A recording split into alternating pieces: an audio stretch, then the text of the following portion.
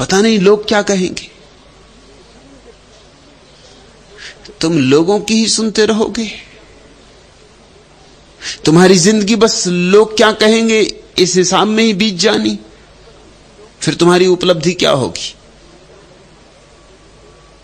मरते वक्त जब यही लोग तुम्हारी अर्थी ले चलेंगे, ये कहेंगे कि ये बेचारा ऐसे ही गया, ये यही सोचते सोचते गया कि लोग क्या कहेंगे।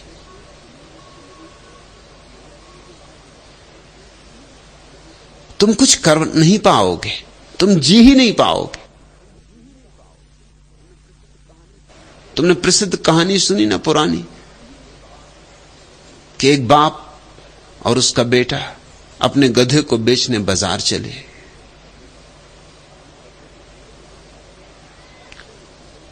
रास्ते में कुछ लोग मिले, उन्होंने कहा, ये देखो बुद्धू,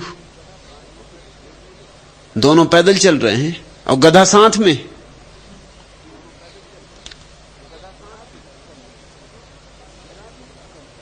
जरा भी अकल हो तो गधे की सवारी करनी चाहिए। जब गधा पास है तो तुम पैदल क्यों चल रहे हो? बात तो जची कि बात बुद्धूपन की मालूम पड़ती कि हम दोनों पैदल चल रहे हैं और गधा पास है, तो दोनों गधे पे सवार हो गए। फिर आगे थोड़े लोग मिले, उन्होंने कहा, ये देखो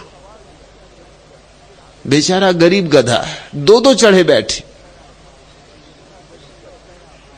कुछ तो दया भाव होना चाहिए।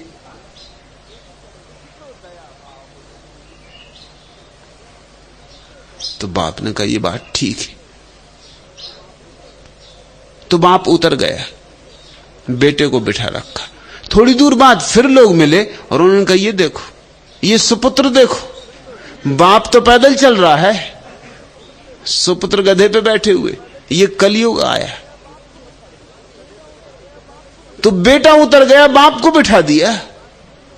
थोड़ी देर बाद फिर लोग मिले, उन्होंने कहा, ये देखो, बूढ़े हो गए मगर अकल ना आई, बेटा तो पैदल घसट रहा है, खुद गधे पे चढ़े बैठे। अब तो बड़ी मुश्किल हो गई। बाप बेटा दोनों एक झाड़ के नीचे बैठ के सोचे, अब करना क्या? अब तो जो किया जा सकता था सब कर चुके, सिर्फ एक ही बात बची। तो एक लकड़ी में गधे को बांध के उल्टा लटका के दोनों कंधे पे लेके चले। अब और तो कुछ बचा नहीं करने को।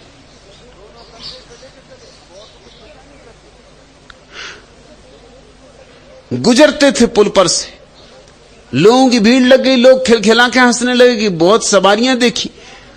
आदमियों को गधों पर देखा, लेकिन गधों को आदमियों पर नहीं देखा। लोगों का हंसना और मजाक करना, और गधा वैसी मुसीबत में था, उसने जोर से पैर फड़फड़ाए, गिर पड़ा नदी में।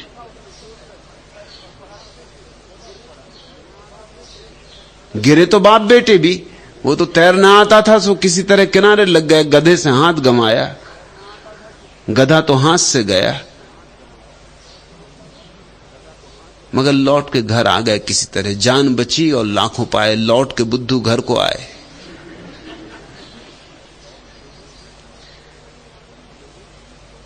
तुम लोगों की ही सोचते रहोगे राम छवि, कि लोग क्या कहते, तो एक दिन तुम इसी हालत में पाओगे कि बांधे गधे को चले जा रहे।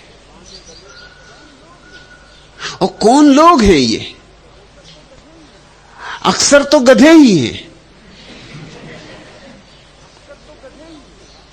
कल ही में पढ़ रहा था, जब चीन ने भारत पे हमला किया तो खच्चरों की कमी पड़ गई, और वहां तो हिमालय पर पहाड़ में खच्चरों की बड़ी जरूरत।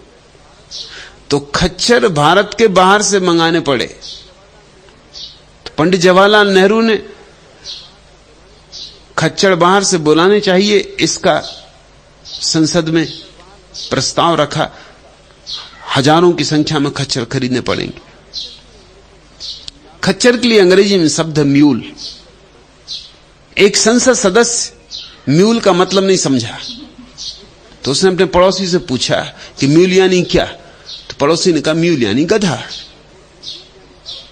तो संसद सदस्य एकदम रोष में आ गया और खड़ा हो गया, और उसने कहा यह हद हो गई, कोई अपने देश में गधों की कमी है? जो बाहर से गधे बुलाए जा रहे हैं। तो पंडित नेहरू ने कहा, आप जैसे लोग जब तक हैं तब तक गधों की कोई कमी नहीं।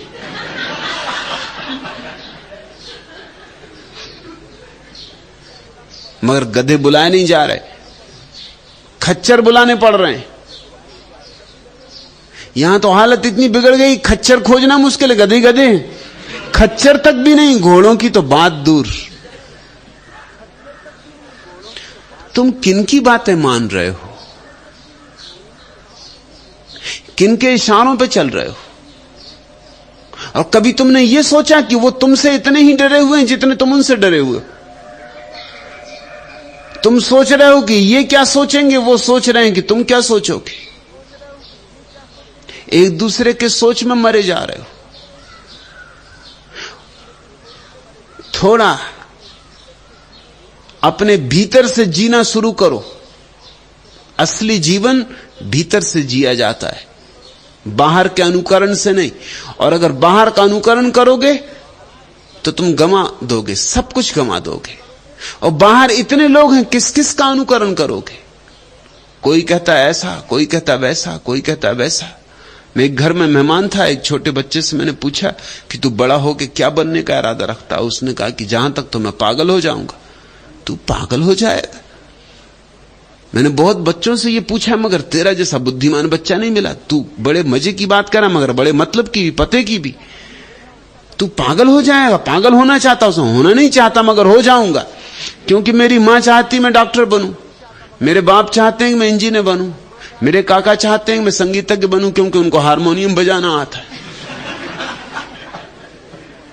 मेरा बड़ा भाई है, वो कहता है कि तू तो क्रिकेट का खिलाड़ी बन, क्योंकि उसको क्रिकेट का नशा है। और अगर सबकी आपसे कहूं तो इतने लोग हैं जितने घर में सब चाहते हैं ये बन, वो बन, वो बन। मुझसे तो कोई पूछते नहीं कि तुझे क्या बनना है। तो मुझे तो यही लगता है कि मैं पागल हो जाऊंगा अगर ये सब लोग चेष्टा में लगे रहे। कोई इंजीनियर बनाएगा, कोई डॉक्टर बनाएगा, कोई क्रिकेट का खिलाड़ी, कोई हारमोनियम सिखाएगा, कोई तबला बजवाएगा। अगर इन्हीं लोगों के हाथ में रहा तो बस एक बात निश्चित है कि मैं पागल हो जाऊंगा। और इसी तरह स्थिति है।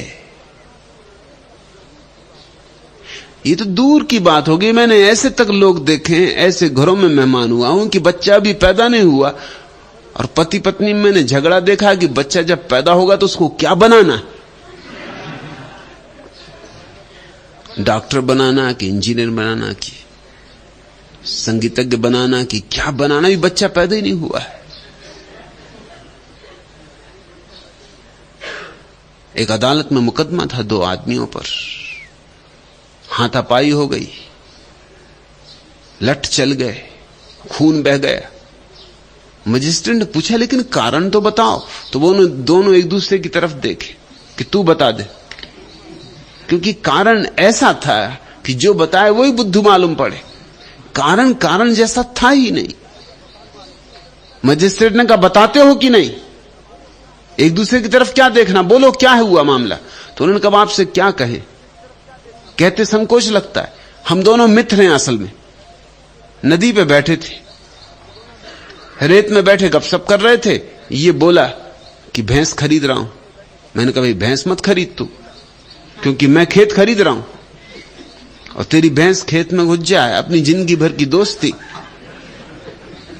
1 मिनट में खराब हो जाएगी। मैं बर्दाश्त नहीं कर सकूंगा। मेरे खेत में तेरी भैंस, मैं बर्दाश्त बिल्कुल कर ही नहीं सकूंगा। तू मुझे जानते ही कि मैं क्रोधी आदमी हूं। तेरी भैंस को भी ठिकाने लगा दूंगा, तुझे भी ठिकाने लगा दूंगा। माना दोस्ती अपनी पुरानी है, छोटी सी बात पे क्यों खराब करना? काहे को भैंस खरीदना, कुछ और खरीद ले जिसमें कोई झंझट ना हो। मगर वो भी जिद पे पकड़ गया, उसने कहा मैं भैंस खरीदूंगा। तू कौन है रोकने वाला? तुझे अगर बहुत डर है तो खेत मत खरीद, और भैंस है तो भैंस है। भैंस का क्या, कभी घुस भी जाए। अब कोई 24 घंटे हम भैंस के पीछे थोड़ी फिरते रहेंगे।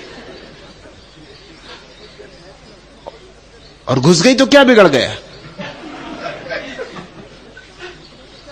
और मेरी भैंस पे हाथ मत उठाना, क्योंकि तू मुझे भी जानता है।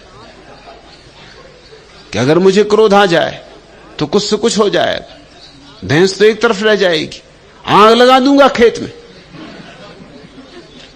हड्डी पसली तोड़ दूंगा तेरी। पुरानी दोस्ती क्यों ना झंझट लेना, मैं तो भैंस खरीदना तय कर ही चुका हूं, तू खेत मत खरीद। बात बढ़ती चलेगी, बात यहां तक बढ़ गई कि एक ने कहा कि मैंने वही रेत में हाथ से लकीर खींच के कहा कि ये रहा मेरा खेत, कोई घुसाए भैंस। और इस ना समझने अपनी अंगुली से इशारा करके एक दूसरी लकीर खींच दी, कहा ये घुस गई मेरी भैंस, कर ले कोई कुछ मेरा। अब फिर अब आगे बाकी हाल तो आपको पता ही है, इस सिर पे जो पट्टी बंधी है, अस्पताल में भर्ती होना पड़ा। मगर अभी खेत खरीदा नहीं गया और भैंस अभी खरीदी नहीं गई है। ये तो प्रतीकात्मक झगड़ा था, मगर असली सिर खुल गए। तुम किनकी सुन रहे हो, किनकी आंखों की तरफ देख रहे हो, किनको तुमने अपने जीवन का सारा अधिकार दे दिया है निर्णय करने का। निर्णय भीतर से आने दो। रामछबी, जो तुम करना चाहते हो वह करो, चाहे उसके लिए कोई भी कीमत चुकानी पड़े, चाहे प्राण ही क्यों न जाए, तो भी जाते वक्त प्राणों में कम से कम एक तो संतोष होगा कि मैं जो करना चाहता था वह किया। मैंने अपने को बेचा नहीं, अपनी आत्मा को बाजार में रखा नहीं, मैंने समझौते नहीं किए। मैं मर रहा हूं लेकिन वही करते मर रहा हूं जो मैं करना चाहता था।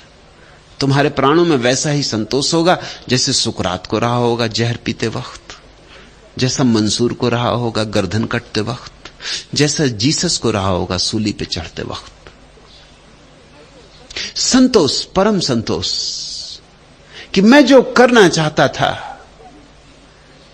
मैंने वही किया, मैंने किसी कीमत पर समझौते नहीं किए। इस जगत में परम तृप्ति उनकी है जो समझौते नहीं करते, जो भीतर से बाहर की तरफ जीते। और उनका जीवन तो नरक है जो बाहर से भीतर की तरफ जीते, जो हर एक का इशारा पूरा करने में लगे, जो सबको राजी करने में लगे, जो चाहते हैं कि सब हमसे प्रसन्न रहें। उनसे कोई प्रसन्न भी नहीं रहता, यह भी ख्याल रखना।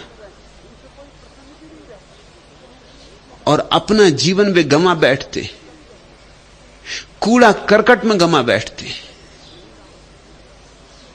नहीं रामछबी, ऐसी भूल ना करना।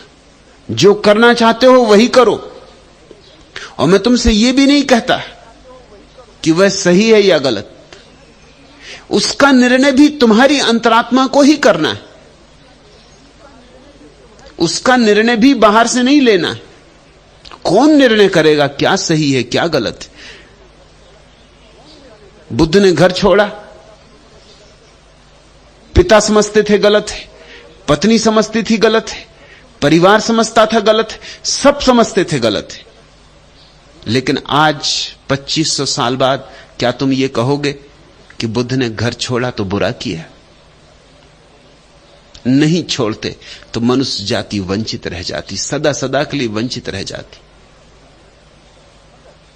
एक अमृत की धार बही, मगर जब छोड़ा था तो कोई भी पक्ष में नहीं था, कोई भी। बुद्ध अपना राज्य छोड़कर चले गए थे इसीलिए कि राज्य में जहां भी जाते वहीं लोग समझाने आते, तो सीमा ही छोड़ दी।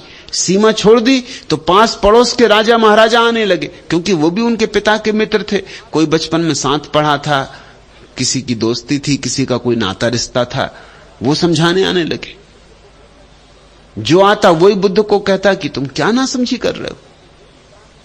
एक सम्राट ने तो यह भी कहा कि मेरा कोई बेटा नहीं, अगर तू अपने बाप से नाराज है फिक्र छोड़, मेरा राज्य तेरा, चल मेरी बेटी उसे तेरा विवाह किए देता हूं, तू इसको संभाल ले। हो सकता है बाप बेटे की ना बनती हो, कोई फिक्र नहीं, अक्सर बाप बेटों की नहीं बनती, तो ये तेरा घर है, और चिंता मत कर, तेरे पिता के राज्य से मेरा राज्य बड़ा है, तो तू कोई नुकसान में नहीं रहेगा। और तू अपने बाप का इकलौता बेटा है, आज नहीं कल बूढ़ा मर जाएगा, वो भी तेरा है, ये भी तेरा है, फायदा ही फायदा है। तू उठ। जो आता वही समझाता। आखिर बुद्ध को इतने दूर निकल जाना पड़ा जहां कि कोई बाप को जानता ही ना हो, पहचानता ही ना हो। अपने बाल काट डाले, सुंदर उनके बाल थे, ताकि कोई पहचान ना सके, घुटमुंडे हो गए। वस्त्र पहन लिए दीनहीन, भिखमंगे मालूम होने लगे। गांवों में न जाते, जंगलों में विचरने लगे, ताकि ये समझाने वालों से पीछा छूटे। क्योंकि अंतरात्मा से एक आवाज उठी थी कि सत्य को खोजे बिना नहीं मरना है। और अगर इन्हीं बातों में उलझे रहे तो सत्य को खोजने का समय कहां, अवकाश कहां, सुविधा कहां। आज तुम ये ना कहोगे कि बुद्ध ने गलत किया। बुद्ध ने बड़ा उपकार किया, पूरी मनुष्य जाति पर उपकार किया। ऐसा कल्याण किसी और दूसरे मनुष्य ने नहीं किया है। हालांकि तुम भी अगर उस समय होते तो तुम भी बुद्ध को समझाते कि भाई ये तुम क्या कर रहे हो, पिता की सुनो, पिता बूढ़े, उनको दुख मत दो, पत्नी जवान है उसको पीड़ा मत दो, बेटा अभी अभी पैदा हुआ है उसको छोड़ के भागे जा रहे हो, ये पलायनवाद है। सब कहा होता, सब कहा था, लेकिन बुद्ध भीतर से जिए, भीतर से जिए, इसलिए महिमा प्रकट हुई, गरिमा प्रकट हुई। सुकरात को समझदार लोगों ने समझाया था कि तू एथेंस छोड़ दे, क्योंकि यहां तू रहेगा तो फांसी लगनी निश्चित है, तू कहीं और चला जा। लेकिन सुकरात ने एथेंस नहीं छोड़ा। उसने कहा जो मुझे कहना है वो एथेंस जैसे ही सुसंस्कृत समाज में कहा जा सकता है, और अगर ये सुसंस्कृत समाज मुझे मारने को तैयार है तो फिर मैं किसी और दूसरे समाज में जाके तो और भी मुश्किल में पड़ जाऊंगा। वो तो और जंगली है, वो तो और भी अशिष्ट और असभ्य है। फिर मुझे जो कहना है उसको समझने वाले थोड़े से लोग कम से कम यहां हैं। मौत तो आनी है सो आएगी, मगर मैं अपनी बात कह के जाऊंगा। कोई सुन लेगा, समझ लेगा, मैं तृप्त हो जाऊंगा। जीसस ने सूली पर चढ़ने में अड़चन अनुभव नहीं की। जब भी कोई व्यक्ति अपने ढंग से जीता है, अपनी शैली से जीता, अपनी मौत से जीता है, तो मौत दो कौड़ी की होती। वो जानता है कि उसने जिया है, इस ढंग से जिया है, इतनी परिपूर्णता से जिया है कि इस परिपूर्ण जीवन का कोई अंत नहीं हो सकता। मौत आएगी और चली जाएगी, मैं रहूंगा। लेकिन राम छवि, ऐसा तुम्हें ना हो सकेगा। तुम तो अपने से जी नहीं रहे, तुम्हें तो आत्मा का पता ही कैसे चलेगा। आत्मा के पता करने का ढंग ही यही, अपने ढंग से जियो। जो देखना है देखो, जो करना है करो, जैसा जीना है वैसा जियो। किसी के चरणों में गिरना है तो गिर जाओ, और किसी के चरणों में नहीं गिरना है तो चाहे गर्दन कट जाए मत गिरना, मगर अपनी आत्मा को गौरव दो। लोग क्या कहेंगे? लोग हैं कौन? लोग यानी कौन? इनका मूल्य क्या है? इनकी खुद की आत्मवत्ता क्या है? हजार मूढ़ ताली पीट के तुम्हारा स्वागत करें, तुम इसके लिए राजी होगे कि एक बुद्ध पुरुष तुम्हारे सिर पर हाथ रख के आशीर्वाद दे? तुम इसे चुनोगे, क्या करोगे? संख्या गिनोगे हजार मूढ़ों की? अगर संख्या से जियोगे तो चूकोगे, बुरी तरह चूकोगे। जानने वाले एक आदमी की आंख का इशारा भी बहुत है। न जानने वाले लोगों के फूलों के हार भी किसी काम के नहीं। और जरा संभल के चलना, क्योंकि जो फूलों के हार पहना रहे हैं उन्हें कुछ पता नहीं।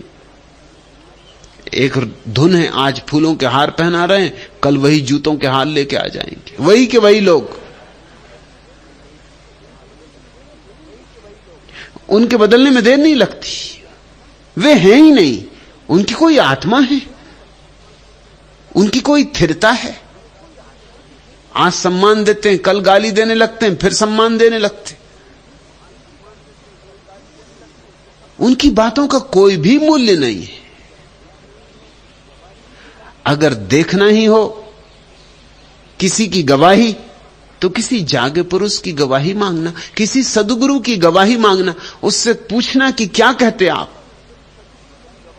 उससे लेना अगर स्वीकृति लेनी हो। लेकिन भीड़भाड़ से बाजार में लोगों से पूछते फिर रहे हो और उनकी आंखों में देख के चल रहे हो। उनको खुद अपना पता नहीं है, वे खुद तुम्हारे जैसे ही भटके हुए हैं, शायद तुमसे भी ज्यादा गहरे गर्त में पड़े हो। बीमारों से तुम अपनी चिकित्सा करवाने चले हो, पागलों के साथ तुम सोच रहे हो कि तुम प्रज्ञा को उपलब्ध हो जाओगे। छोड़ो ऐसी भूल भरी बातें। ऐसी ही भूल भरी बातों से दुनिया डूबी जाती। अनेक लोग आते और चले जाते, बिना जिए, बिना जाने, बिना भोगे। और ध्यान रखना, इस सब के पीछे है अहंकार। लोग क्या कहेंगे, लोगों की प्रशंसा, लोग ध्यान दें, लोग सम्मान करें। और लोग मुफ्त सम्मान नहीं करते, मुफ्त करें भी क्यों? आखिर सम्मान करते हैं तो बदले में कुछ चाहते हैं। तो एक समझौता है समाज का। समाज कहता तुम हमारी मान के चलो, हम तुम्हें सम्मान देंगे। ज्यादा सम्मान चाहिए, ज्यादा हमारी मान के चलो। अगर चाहते हो कि हम तुम्हें महात्मा कहें, तो बिल्कुल रत्ती रत्ती हमारी मान के चलो। तुम्हारे महात्मा तुम्हारे कारागृह में बंद कैदियों से बड़े कैदी। कारागृह में बंद कैदी तो कभी कभी भाग भी खड़े होते, कभी कभी दीवार भी छलांग लगा जाते, कभी दरवाजा खुला मिल जाता तो निकल भागते, या सींचे काट लेते, या कुछ उपाय करते,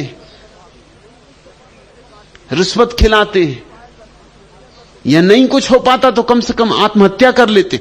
कम से कम आत्मा को ही छुट्टी हो जाती, शरीर को नहीं होती तो। मगर तुम्हारे महात्मा तो भाग ही नहीं सकते। उनके पास तो सोने की दीवालें, उनके आसपास तो हीरे जवाहरात जड़े हुए सीखचे, उनके हाथ में जंजीरें नहीं है, आभूषण है, सम्मान है, सत्कार है, हजारों लोगों का सत्कार। वो उसी पर नजर लगाए रखते। वो सत्कार इतना अहंकार को तृप्ति देता है, उसको छोड़ नहीं सकते। इसलिए तुम जो चाहो करेंगे। तुम कहो एक बार भोजन करो तो एक बार भोजन करेंगे, भूखे मरेंगे। तुम कहो सिर के बल खड़े हो तो सिर के बल खड़े होंगे, शीर्षासन करेंगे। तुम जो कहो करेंगे, मगर सम्मान दो। तुम्हारे तथाकथित साधु संत, तुम्हारे महात्मा और क्या हैं? तुमसे समझौता किया है उन्होंने, और समझौता सीधा साफ है। तुम इतना करो, हम इतना सम्मान देंगे। तुम और ज्यादा करते जाओ हमारी मानी हुई बातें, हम उतना सम्मान देते चले जाएंगे। और तुम जानते हो दुनिया में अलग अलग ढंगों के समाज हैं और अलग अलग बातों को सम्मान मिलता है। अफ्रीका में एक कौम है जिसमें महात्मा अपने आधे बाल काटता, सिर्फ सामने के आधे बाल काट लेता, तो त्यागी। अभी तुम्हारे यहां कोई काटेगा तो तुम समझोगे क्या सर्कस आया है या क्या बात है, लेकिन वहां वो समझा जाता त्यागी। अफ्रीका में एक और दूसरा समाज है जिसमें स्त्रियां सुंदर समझी जाती हैं अगर उनके ओंठ बहुत चौड़े और बहुत बड़े हो, तो ओंठों को बड़ा करने के लिए पत्थर लटकाते ओंठों से बांध के। भद्दे हो जाते ओंठ, बेहूदे हो जाते ओंठ, मगर सौंदर्य तो स्त्रियां राजी हैं वही करने को। इसमें सम्मान मिलता है, अहंकार की तृप्ति मिलती। लोग चेहरे गूद लेते हैं, गुदने से बेहुदे हो जाते। लेकिन अगर समाज में सम्मान मिलता है तो लोग गुदवाने को राजी, पूरा शरीर गूद डालते। समाज जिस चीज को सम्मान देता वही लोग करने को राजी। चीन में हजारों साल तक स्त्रियां अपंग हालत में रहीं। छोटी सी बच्चियों के पैरों में लोहे के जूते पहना दिए जाते थे ताकि पैर बड़े ना हो। पैर का छोटा होना कुलीनता का लक्षण था, सौंदर्य का लक्षण था। इतना छोटा कि जो सच में कुलीन स्त्रियां होती थी उनको तो 2 स्त्रियों का सहारा लेके चलना पड़ता था, क्योंकि पैर इतने सिकुड़े रह जाते, बड़े ही नहीं होते। तो इतने बड़े शरीर को कैसे संभालेंगे? पूरा शरीर तो बड़ा हो जाता और पैर रह जाते बहुत छोटे छोटे। लेकिन स्त्रियां इसको सहने को राजी थी, क्योंकि उनके पैरों की छोटाई प्रशंसा लाती थी। यूरोप में स्त्रियां बड़े ऊंचे एड़ी के जूते पहनती। उतने ऊंचे एड़ी के जूते पहन के चलना सुविधापूर्ण नहीं। जरा चल के देखो तो पता चले, जरा कोशिश करना, चारों खाने चित्त गिरोगे। मगर उसका अभ्यास कर लेती। जितनी ऊंची एड़ी उतना सौंदर्य समझा जाता है, तो उसको भी करने को तैयार है। जैसे स्त्रियां सौंदर्य के लिए कुछ भी करने को तैयार है। ओंठों पर रंग पोते हुए, भद्दे रंग, बेहुदे रंग। और जब दूसरों से लोग सीखते हैं तो और भी भद्दापन और भी बेहुदापन हो जाता है, क्योंकि उनमें उतना सुसंस्कार भी नहीं होता।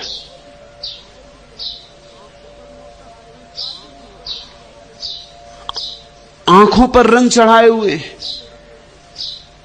आंखों की पलकों को रंगे हुए, झूठे आंखों पे बाल लगाए हुए। जिस चीज को सुंदर समझा जाता है स्त्रियां वही करने को राजी। उससे अहंकार की तृप्ति मिलती। और तुम्हारे महात्माओं में और तुम्हारी स्त्रियों में कुछ ज्यादा फर्क नहीं, मनोवैज्ञानिक तो जरा भी फर्क नहीं।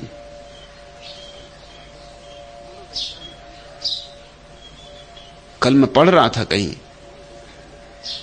एक आदमी ने मुल्ला नसरुद्दीन से पूछा कि अगर तुम अपनी पत्नी को सताना चाहो तो सबसे बड़ी तरकीब क्या होगी? उसने कहा सबसे बड़ी तरकीब यह होगी कि 500 नई साड़ी खरीद लाऊं, कमरे में रख दूं और दर्पण हटा लूं। बस पगला जाएगी एकदम। दर्पण तो चाहिए ही चाहिए, और जितनी ज्यादा साड़ी हो उतना दर्पण साफ चाहिए, क्योंकि दर्पण में देख देख के तय करना है कौन सी लोगों को रुचेगी, कौन सी लोगों को जचेगी। घंटों स्त्रियां साड़ी पहनने में लगाती, घंटों, किसी तरह शरीर को सुंदर बना के चारों तरफ घुमाना है। और तुम्हारे महात्मा, अगर तुम उनको देखो तुम भी बहुत हैरान हो जाओगे। घंटों लगते हैं किसी को शरीर पर भभूत रमाने में, घंटों लगते हैं तिलक इत्यादि लगाने में। उसके लिए भी आईने की जरूरत पड़ती ही। तिलक लगा रहे हैं, हाथ पैर पर तिलक लगाए जा रहे हैं, भभूत रमाई जा रही है, साज श्रृंगार हो रहा है, क्योंकि इसको सम्मान मिलता है। आदमी को सम्मान दो और कुछ भी करवा लो, जो चाहो वह करवा लो। अप्राकृतिक चीजें लोगों से करवाई जा रही। तुम्हारे महात्मा अप्राकृतिक ढंग जी रहे हैं, मगर जो चाहो करवा लो, सम्मान भर देते रहो। राम छवि स्मरण रखो, ये सब अहंकार की तृप्तियां हैं। मैं तुमसे ये नहीं कह रहा कि पैर छुओ किसी के। तुम्हारे प्राणों में भाव उठे तो जरूर, और तुम्हारे प्राणों में भाव ना उठे, सारी दुनिया कहती हो कि इनसे बड़ा कोई महात्मा नहीं, तो भी पैर मत छूना। थोड़ी निजता को घोषणा दो, थोड़ी अपनी शैली अपनाओ, थोड़ा अपनी जीवनचर्या बनाओ, थोड़ा अपने जीवन का ढंग सुनिश्चित करो। और निर्णायक तुम्हारी अंतर्वाणी होनी चाहिए, कोई और नहीं, क्योंकि तुम्हारी अंतर्वाणी से ही परमात्मा तुम्हें सूचनाएं देता है। तुम्हारा असली सद्गुरु तुम्हारे भीतर बैठा हुआ है। बाहर हम उसी को सद्गुरु कहते हैं जो तुम्हारे भीतर के सद्गुरु को जगा दे। बाहर उसी को सद्गुरु कहते हैं जो तुम्हारे भीतर के सद्गुरु का प्रतिबिंब बन जाए, बस। और बाहर के सद्गुरु की तभी तक जरूरत है जब तक कि भीतर का सद्गुरु सक्रिय ना हो जाए। जैसे ही भीतर का सद्गुरु सक्रिय हो गया, बाहर का सद्गुरु तुम्हें खुद ही कह देगा, अब जाओ राम छवि, अब अपने काम में लगो, अब तुम्हारे भीतर की ज्योति जग गई, अब इस ज्योति के अनुसार जियो, चलो। अब तुम्हारे पास अपनी रोशनी, अब तुम स्वयं के दिए बन गए हो। लेकिन बड़ी कठिनाई है अहंकार छोड़ने में, और बड़ी कठिनाई है प्रतिष्ठा सम्मान छोड़ने में। सब सपने हैं झूठे, लेकिन बड़ी कठिनाई है। तुम मुझसे मेरा स्वप्निल संसार न छीन सकोगे। पलकों पर अगणित बोझिल सपनों का भार उठाए, बढ़ता है राही तम में आशा का दीप जगाए, उसके पथ का यह अंतिम श्रृंगार न छीन सकोगे। तुम मुझसे मेरा स्वप्निल संसार न छीन सकोगे। अस्तित्व दीप का क्या है, ज्वाला की स्वर्णिम रेखा, इस घोर व्यथा में भी पर उसको मुस्काते देखा। यह जल जल कर जीने का अधिकार न छीन सकोगे। तुम मुझसे मेरा स्वप्निल संसार न छीन सकोगे। एकत्रित कर गाती हूं बिखरे वीणा तारों को, प्रतिबिंबित करती जाती जीवन की मनुहारों को। तुम मेरी वीणा की यह झंकार न छीन सकोगे। तुम मुझसे मेरा स्वप्निल संसार न छीन सकोगे। हंस हंस कर सह लेती हूं सुख दुख की मैं मनमानी, जीवन आधार बनी है अनुभूति एक अनजानी। तुम मेरे जीवन का यह आधार न छीन सकोगे। तुम मुझसे मेरा स्वप्निल संसार न छीन सकोगे। सपने भी छोड़ने में बड़ी कठिनाई होती, और मैं जानता हूं क्यों होती कठिनाई, क्योंकि सपनों के अतिरिक्त तुम्हारे पास कुछ और नहीं। सपने ही सपने। छोड़ने में डर लगता है कि छोड़ा, सपने भी छूट गए तो फिर बिल्कुल रिक्त हो जाऊंगा। ना कुछ से तो कुछ भला, ऐसी हमारी तर्क सरणी। सपना ही भला, कम से कम भरे तो रहते हैं, कम से कम व्यस्त तो रहते हैं। लेकिन मैं तुम्हें यह बात याद दिला दूं बार बार कि जो शून्य नहीं होगा सपनों से, वह परमात्मा से पूर्ण नहीं हो सकेगा। वह शर्त अपरिहार्य रूप से भरनी पड़ती, पूरी करनी पड़ती। तुम्हें सपने छोड़ने ही पड़ेंगे। लोग क्या कहते हैं भूल ही जाना पड़ेगा। न उनका सम्मान, न उनका अपमान, न उनकी प्रतिष्ठा, न उनकी अप्रतिष्ठा। वे जैसे हैं ही नहीं।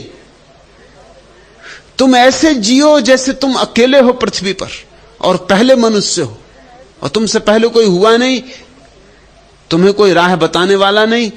तुम्हें अपने भीतर से ही अपना मार्ग खोजना है।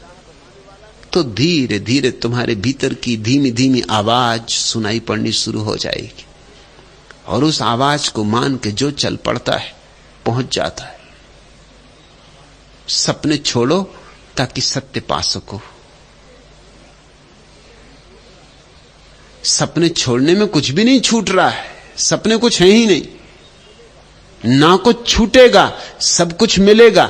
मगर अभी तो सब कुछ का कुछ पता नहीं है। अभी तो सपनों का ही सब कुछ मान रखा है हमने। कोई तुमसे कह देता आहा आप कितने सज्जन, और चित्त बाग बाग हो जाता, एकदम फूल खिल जाते। और कोई कह देता है कि जरा अपनी शक्ल तो आईने में देखो, क्या गंदगी ढोए फिर रहे हो, कैसा रूप बना रखा है कि बस जैसे फुग्गे में किसी ने सुई चुभा दी, निकल गई हवा, एकदम पंक्चर हो गए। तुम दूसरों के हाथों में इतने ज्यादा है कि कोई चाहे तो हवा भर दे और कोई चाहे तो हवा निकाल दे। तुम अपने मालिक कब बनोगे? सन्यास का अर्थ होता है अपनी मालिकियत की घोषणा। परमात्मा ने प्रत्येक को अपना मालिक बनाया है, और जो लोग भी अपनी मालिकियत की घोषणा नहीं करते और दूसरों की गुलामी किए जाते हैं, वे परमात्मा का अपमान कर रहे हैं, उसकी सौगात का स्वीकार नहीं कर रहे, उसकी भेंट का स्वीकार कर रहे हैं। वे परमात्मा के प्रेमी नहीं हैं। परमात्मा का प्रेमी अपने और परमात्मा के बीच निर्णय होने देता है। और मैं तुमसे यह नहीं कह रहा हूं कि समाज को नाहक कष्ट दो, कि लोगों को परेशान करो, कि जानबूझ के लोगों के विपरीत जाओ। ये मैं नहीं कह रहा हूं, मेरी बातों को गलत मत समझ लेना। मैं ये नहीं कह रहा हूं कि समाज कहे कि बाएं चलो रास्ते पे तो तुम दाएं चलना। ये तो औपचारिक बातें हैं, इनका कोई मूल्य नहीं है। मैं तुमसे ये नहीं कह रहा हूं कि समाज का कपड़े पहनो तो तुम नंगे चलना। लेकिन मैं तुमसे यह भी नहीं कह सकता कि अगर तुम्हारे मन में किसी दिन महावीर जैसे नग्न होने की बात आ जाए तो तुम नग्न मत हो जाना। वो भी नहीं कह सकता। किसी दिन महावीर जैसी अंतर्भावना उठे और वस्त्र गिर जाएं तो गिर जाने देना, फिर जो हो परिणाम। पत्थर लोग मारेंगे, उन्होंने महावीर को मारे थे तो तुमको भी मारेंगे। कुत्ते छोड़े थे महावीर के पीछे जंगली, तो तुम्हारे पीछे भी छोड़ेंगे। गांव गांव से तुम्हें भगाया जाएगा, वो स्वीकार करना। उसमें फिर रोना मत, उसमें फिर ये मत कहना कि मेरे साथ क्या हो रहा है। ये स्वाभाविक है। लेकिन तुमसे मैं ये कह नहीं रहा हूं कि तुम नग्न हो जाओ। जहां तक बन सके समाज की व्यर्थ बातों में झंझट में पड़ना ही मत। औपचारिक बातें निभा देना, ऊपर ऊपर की बातें, इनसे कुछ हर्जा नहीं। कपड़े पहन के बाजार हो आना, लोगों से जयराम जी कर लेना, बाएं रास्ते पे चल लेना।